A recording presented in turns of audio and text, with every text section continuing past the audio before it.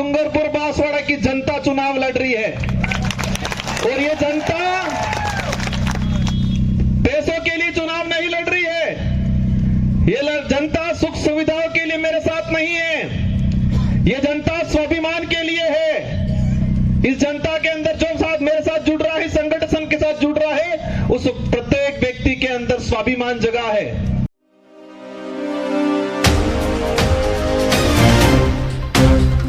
जो वोट है और हर 5 साल में उसका अवसर आता है। आज मुझे कहते हैं एमएलए साहब बहुत बड़ा दिग्गज आदमी है, बहुत पैसा है, ये कहते हैं टक्कर लेनी पड़ेगी, ये कहते हैं।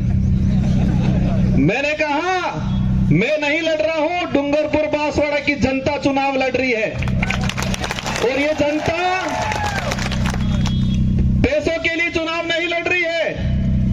ये जनता सुख सुविधाओं के लिए मेरे साथ नहीं है, ये जनता स्वाभिमान के लिए है।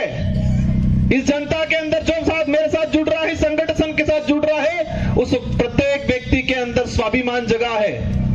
अपने आने वाली पीढ़ी के लिए कुछ कर गुजरने की ताकत जगी है, इसलिए मेरे साथ जुड़े। और देश के इतिहास उठा के देख लो, आजादी से पहले भी जो राजा रजवाड़ा या मुगलों की सेना होती थी तो सेना में भर्ती होता था सिपाही,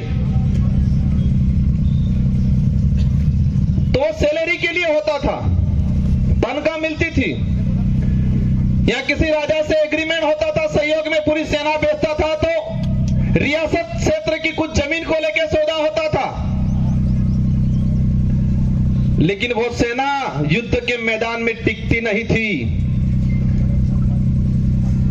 और यही देश के इतिहास उठा के देख लो कि मुगल के अकबर के सामने इस देश के सारे राजाओं ने अधीनता स्वीकार कर ली थी, लेकिन महाराणा प्रताप एक ऐसा था जिसने मुगलों के सामने अधीनता स्वीकार नहीं की थी। देश के इतिहास में पढ़ाया जाता है, हमारे बड़े बुजुर्गों से सुनते हैं कि देश के अंदर सारे राजाओं ने अकबर की अधीनता स्वीकार कर ली, लेकिन राणा प्रताप ने अधीनता स्वीकार नहीं की, क्योंकि देश के अंदर अन्य जो राजा थे उनकी जो सेना थी वो सैलरी पे थी, तनख्वाह पे थी। देश के अंदर जो अन्य राजा थे उनके सहयोग में आई हुई सेना कुछ जमीन की लालच में आई थी मदद करने, लेकिन राणा प्रताप के साथ में जो सेना थी वो तनख्वाह वाली सेना नहीं थी, वचन वाली सेना थी, और वो भीलों की सेना थी। किसकी सेना थी? भीलों की सेना थी, पठानों की सेना थी। अगर वो तनख्वाह वाली सेना होती तो युद्ध के मैदान में टिकती नहीं। वो स्वाभिमान के लिए, अपने वचन के लिए गई थी राणा प्रताप के साथ, और इसीलिए देश के अंदर महाराणा प्रताप के नाम से उनको जाना जाता है। और उनके भाई थे शक्ति सिंह और जगमाल, वो भाई भी उनके साथ में नहीं थे। इससे यह सिद्ध होता है कि महाराणा प्रताप को किसने साथ दिया। उनके परिवार के लोग भी हट गए थे, वो भी मान सिंह की गोद में जाके बैठ गए थे। उस कुल के लोग हैं ये।